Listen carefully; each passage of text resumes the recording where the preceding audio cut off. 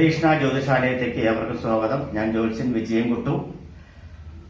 വിഷു ഫലത്തെ പറ്റിയുള്ള ഒരു ഫലപ്രവചനമാണ് ഇവിടെ പറയുന്നത്.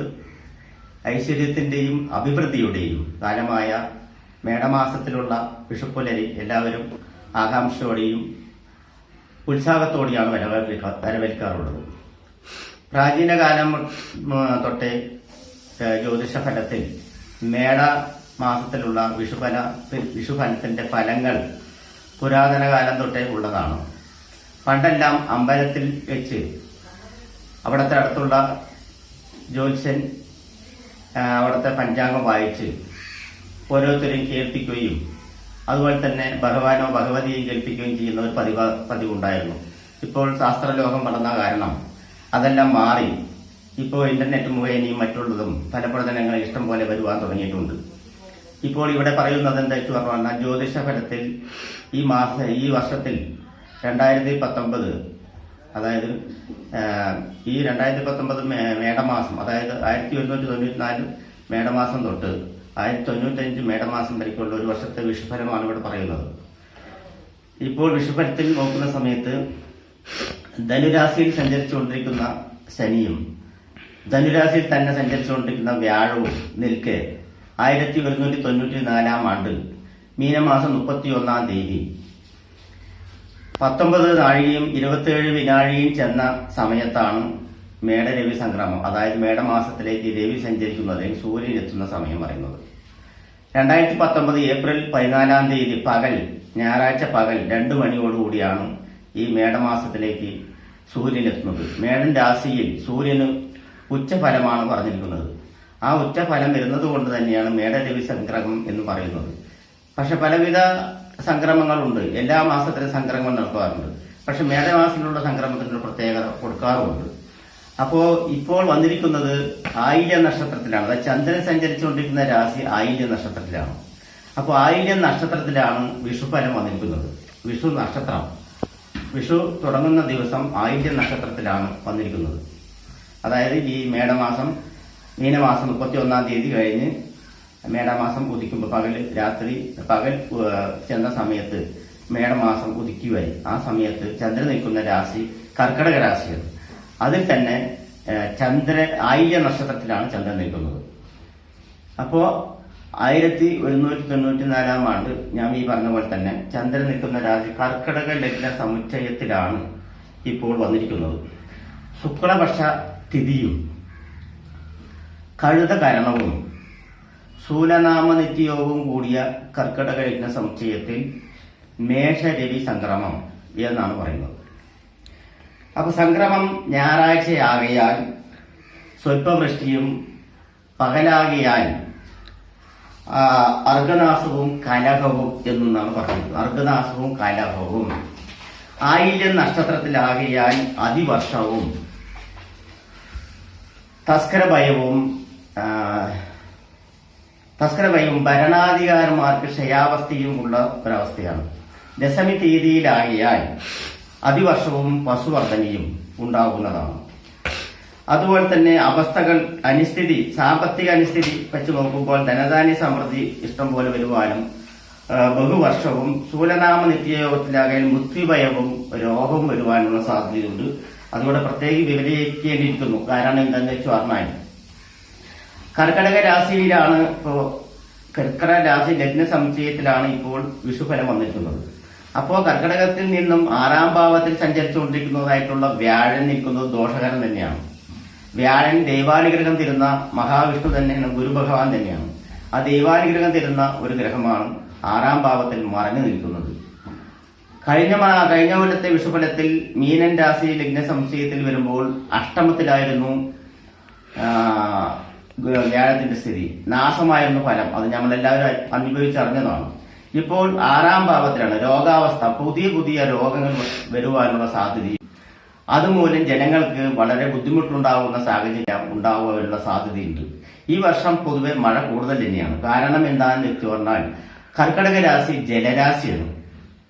അതായത് കർക്കടക രാശി കുളീര രാശി എന്ന് പറഞ്ഞു, കുളിര് പോരുന്ന രാശിയാണ്. അപ്പൊ കർക്കടക രാശി ജലരാശിയായ കാരണം കൊണ്ടും 6ാം ഭാവത്തിൽ നിൽക്കുന്ന വ്യാഴൻ, അപ്പോൾ മഴ ഇഷ്ടം പോലെ കിട്ടുവാനുള്ള സാധ്യതയുണ്ട്. മഴയ്ക്ക് യാതൊരുവിധ കുറവും ഉണ്ടാവില്ല. പക്ഷെ കഴിഞ്ഞ വർഷത്തേക്കാൾ അതിഭയങ്കരമായിട്ടുള്ള മഴ പെയ്ത് വെള്ളപ്പൊക്കമെല്ലാം സൃഷ്ടിക്കുന്ന ഒരവസ്ഥ ഉണ്ടാവില്ല.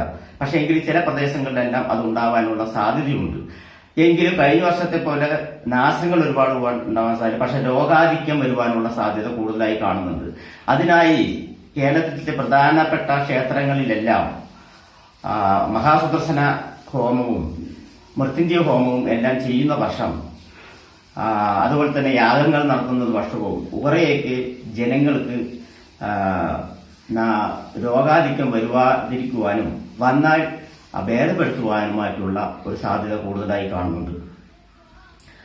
അപ്പോൾ ഇനി നമ്മൾക്ക് ഓരോരോ നക്ഷത്രക്കാർക്കും എങ്ങനെയുള്ള ഫലമായിരിക്കും വിഷുഫലത്തിൽ വരുന്നത് എന്ന് നമുക്ക് കണക്കാക്കാം.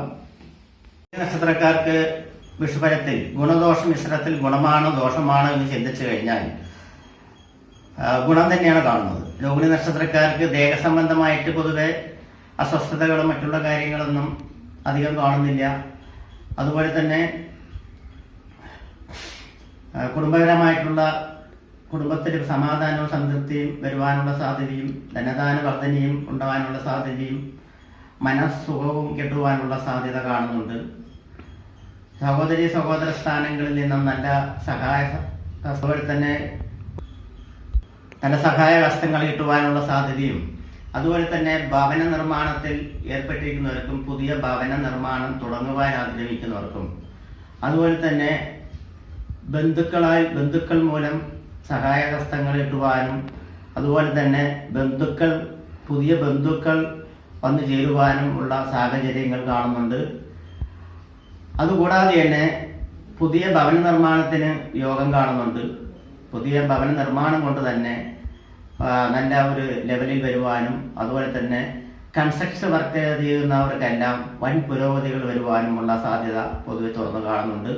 സന്താനങ്ങളെ കൊണ്ട് നല്ല അഭിവൃദ്ധിയും സന്താന ഭാഗ്യങ്ങളും സന്താന സൗഖ്യങ്ങളും ഉണ്ടാവാനുള്ള സാധ്യതയും, വേണ്ടതുപോലെ ബുദ്ധിപൂർവം പ്രവർത്തിക്കുന്നത് മൂലം കാര്യങ്ങൾ ഭംഗിയായി നടക്കുവാനുമുള്ള കാര്യങ്ങൾ സാധ്യത കാണുന്നുണ്ട്.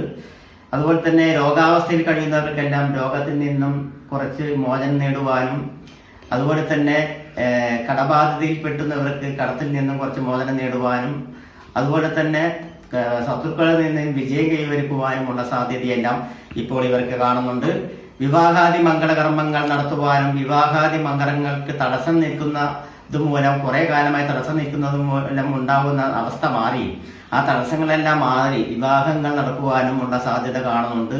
അതുപോലെ തന്നെ പ്രത്യേകിച്ച് രോഗാവസ്ഥ എന്ന് പറയുകയാണെങ്കിൽ ഇവർക്ക് വാർദ്ധക്യ സംബന്ധമായിട്ടുള്ള അസുഖങ്ങളുള്ളവർക്കെല്ലാം വളരെ ആശ്വാസപരമായിരിക്കും. അഷ്ടമശനി നടന്നുകൊണ്ടിരിക്കുന്നതിനാൽ വന്നിട്ട് ശനി പ്രീതി വരുത്തുന്നത് മൂലം വളരെ ദോഷങ്ങൾ കുറഞ്ഞിരിക്കും. അതുപോലെ തന്നെ വിഷുഫലത്തിൽ വന്നിരിക്കുന്നതായിട്ടുള്ള സമ്പ്രദായങ്ങളിൽ ഭാഗ്യകടാക്ഷങ്ങൾ നല്ലപോലെ കാണുന്നുണ്ട്. അതുപോലെ പിതൃകർമ്മം, പിതാവിൽ നിന്ന് നല്ല അനുകൂലപരമായിട്ടുള്ളതും ഗുരുക്കന്മാരിൽ നിന്നും നല്ല അനുകൂലപരമായിട്ടുള്ള അനുഭവങ്ങളും, കുറെ കാലങ്ങൾക്ക് ശേഷം ഗുരുക്കന്മാരെ കണ്ടുമുട്ടുകയോ അവരുടെ പ്രശസ്തിയും മറ്റുള്ളതും കിട്ടുകയും മൂലം അവർക്ക് മനസ്സിന് ആഹ്ലാദം തരുകയും ചെയ്യുന്ന ഒരവസ്ഥയുണ്ടാവും. തൊഴിലിൽ പൊതുവെ പ്രത്യേക ഒരു പരിസ്ഥിതികൾ ഉണ്ടാവാൻ സാധ്യതയുണ്ട്. തൊഴിൽ അഭിവൃദ്ധി വരുവാനുള്ള സാധ്യത കാണുന്നുണ്ട്. ധനലാഭങ്ങൾ വർദ്ധിക്കുന്നത് മൂലം കൊണ്ട് മനസ്സുഖം കിട്ടുവാനും, അതുപോലെ തന്നെ ആഭരണ മേഖലയിൽ പ്രവർത്തിക്കുന്നവർക്കും ആഭരണ മേഖലകൾ കണ്ടെത്തുന്നവർക്കും ആഭരണങ്ങൾ ശേഖരങ്ങൾ സൃഷ്ടിക്കുന്നവർക്കും എല്ലാം വളരെ അനുകൂലപരമായിട്ടുള്ള സമയം തന്നെയാണ് കാണുന്നത്. കലാപ്രവർത്തികളിൽ ഏർപ്പെടുന്നവർക്കെല്ലാം വളരെ ഗുണപരമായിട്ടുള്ള സാധ്യതയാണ് കാണുന്നത്. ഗവൺമെന്റ് അംഗീകാരങ്ങൾ ലഭിക്കുവാനും ഗവൺമെന്റ് ജോലിയിൽ പ്രവേശിക്കുവാനുമുള്ള സാധ്യതയും ഇപ്പോൾ ഈ വർഷം ഇവർക്ക് കാണുന്നുണ്ട്, വിഷുഫലത്തിൽ കാണുന്നുണ്ട്. അതുകൂടാതെ തന്നെ വിദേശ രാജ്യങ്ങളിൽ പോയി തൊഴിൽ ചെയ്ത് ജീവിക്കുവാൻ ആഗ്രഹിക്കുന്നതും വിദേശ രാജ്യങ്ങളിൽ സെറ്റിലാവാൻ ആഗ്രഹിക്കുന്നവർക്കെല്ലാം അത് നടക്കുവാനുള്ള സാധ്യതയും ഈ വിഷുഫലത്തിൽ ഇവർ കാണുന്നുണ്ട്. പൊതുവെ ഇവർക്ക് ഗുണദോഷ മിശ്രത്തിൽ ഗുണമാണോ ദോഷമാണെന്ന് ചോദിച്ചു കഴിഞ്ഞാൽ ഗുണദോഷ മിശ്രത്തിൽ ഗുണം തന്നെയാണ് പറയുന്നത്. ഇവർക്ക് വരവ് 14 ചിലവ് 8 കാണുന്നത്.